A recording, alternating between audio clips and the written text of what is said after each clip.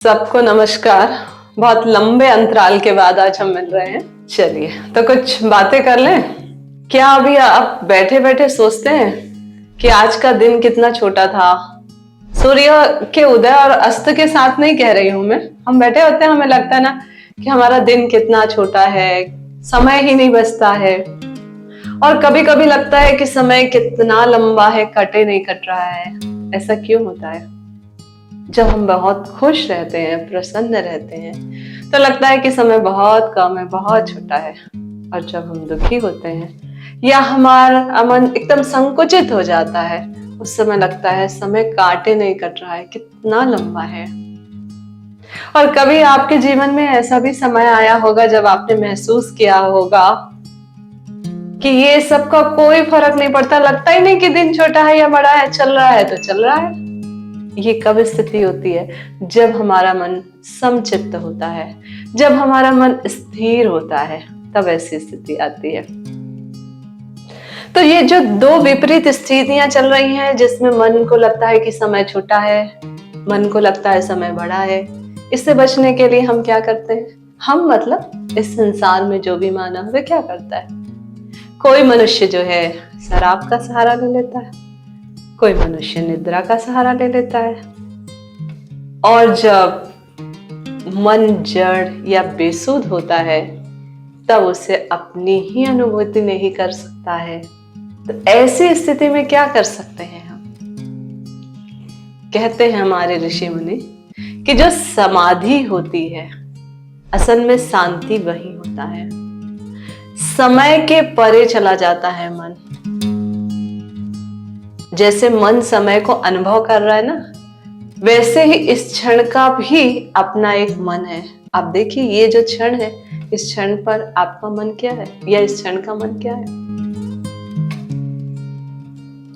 आपने कभी ये महसूस किया या सोचा है कि अगर हमारा मन बहुत विशाल है, बहुत विराट है, तो आप देखिए आपके मन के अंदर ऐसी व्यवस्था करने की अपरिमित और असीमित योग्यता है। कोई विचार नहीं, उस समय के क्षण में जो तरंग है और जो समाधि का कुछ पल होता है, वो मन को ऊर्जा से भर देता है।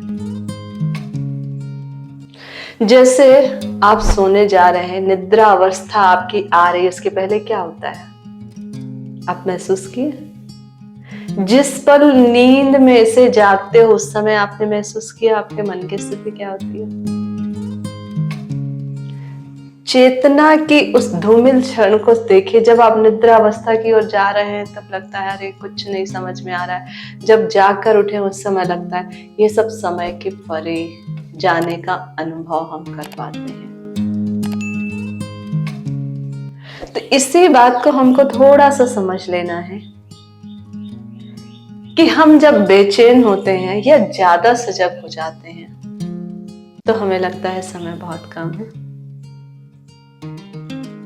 और जब आप बहुत ज्यादा उत्सुक होते हो, एकदम एक्साइटेड हो जाते हो, या बहुत दुखी होते हो, तो लगता है कि समय कितना लंबा है और कितना इंतजार करना पड़ेगा। और जब प्रसन्न हो, कुछ कर रहे हो, उसके आनंद में डूब रहे हो, तो समय का आभास ही नहीं होता। समय अपना काम कर रहा है, आप उस आनंद में डूब करके अपना काम कर रहे हैं। यही तो है कि आप नींद में होते हैं और आपको समय का पता ही नहीं चलता, आभास ही नहीं होता है आपको नींद में। आप बताइए, किसी ने ऐसा अनुभव किया हो कि आप नींद में और पता चल रहा है कि आपको 1 घंटे हो गए, 10 मिनट हो गए, 20 मिनट हो गए सोए हुए? कहने का आशय है कि जब हम समय से आगे हो, समय कटता ही नहीं और निरस्ता अनुभव होती है। जब समय हमारे आगे होता है, तब हमें बहुत आश्चर्य होता है, हम स्तब्ध हो जाते हैं। दोनों बात को समझिएगा ना। समय हमारे आगे है, तब हम उन घटनाओं को आत्मसात नहीं कर पाते हैं जब हम एकदम स्तब्ध हो जाते हैं। और ये सारी बातें हमारे अंदर कब आती है? जब हम गहन ध्यान की स्थिति में होते हैं। ध्यान जो है हमारे अंदर हमारे मन को इतना स्थिर कर देता है, अंदर के उत्साह को, उत्सुकता को, ऊर्जा को बढ़ा देता है।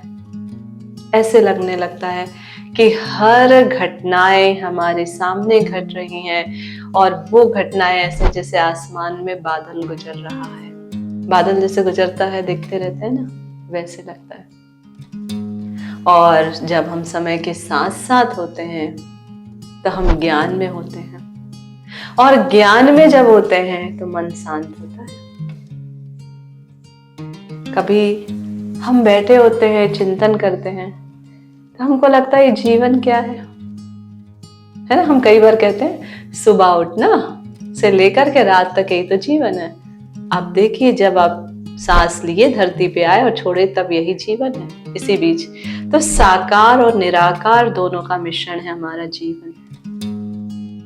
हमारी जो आत्मा है वो कैसी है? निराकार है, पर उसको व्यक्त कहाँ कर रहे हैं? साकार मकान में रह रहा है वो आत्मा, है ना भाई? आत्मा तो निराकार है, इसका तो कोई रूप नहीं, परंतु उस आत्मा का निवास स्थान इस शरीर में है, जो कि कैसा है? साकार रूप में है। सेम यही है।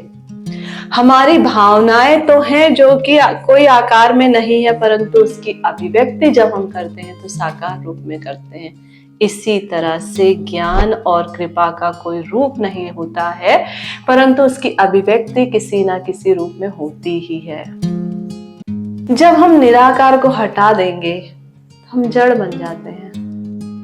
सांसारिक और संदेहशील ये सारी चीजें जो है रह जाती हैं, और आकार को छोड़ देने से हम क्या हो जाते हैं? एक भ्रमित तपस्वी जैसे हो जाते हैं, अत्यधिक सपने देखने वाले बन जाते हैं, या भावना रूप से हम विक्षिप्त व्यक्ति बन जाते हैं।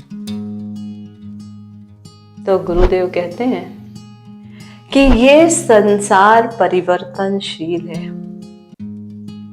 इस परिवर्तनशील संसार को स्वीकार करते हुए, समय के साथ चलते हुए हमें भी उस परिवर्तन को स्वीकार करना है। हमें भी लगता है परिवर्तन की आवश्यकता है तो करना है। अगर हम अतीत को लेकर के बैठे रहेंगे तो भी काम नहीं होगा, भविष्य के इंतजार में बैठे रहेंगे तो भी नहीं होगा। पर जो वर्तमान क्षण है, इस क्षण को स्वीकार करके अगर हम यहाँ मन को शांत करके चले तो आनंद ही आनंद है। ना हमें समय काटने की आवश्यकता है और ना ही समय की गहराई को नापने की आवश्यकता है। उस लंबे पल को कब खत्म हो ये करने की आवश्यकता नहीं होगी। चलिए मिलते हैं फिर। सबको नमस्कार।